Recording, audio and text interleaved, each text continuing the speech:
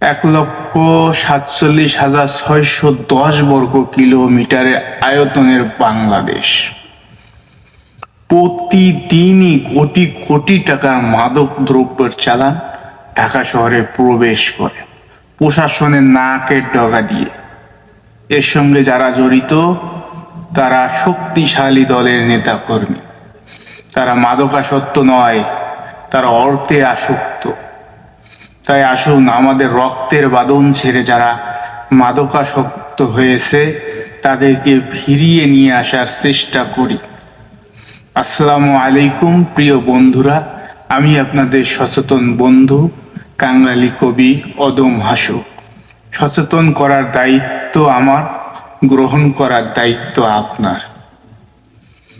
হে বাংলার যুবক, মাদক দ্রব্য করিও না সেবন, করিলে জীবন সঠিক পথে চলবে না জীবন।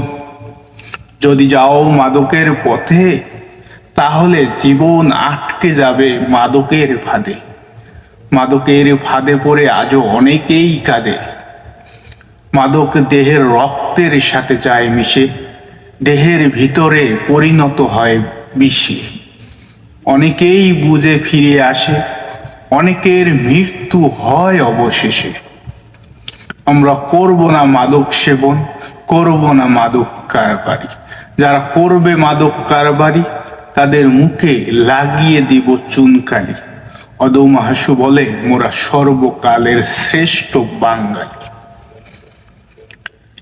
বাঙালি জাতিকে সচেতনের লক্ষ্যে কবিতা, গল্প, আবৃত্তির মাধ্যমে বর্তমান সমাজের বাস্তবতাকে তুলে ধরব এবং আগামী নতুন ভবিষ্যতে প্রজন্মকে বাংলা সাহিত্যিক চর্চার মাধ্যমে সত্যের পথ অনুসরণ করার জন্য চেষ্টা করব। অক্লান্ত পরিশ্রম দিয়ে লিখে যাচ্ছি। অবশ্যই আপনাদের মূল্যবান মন্তব্য জানাবেন।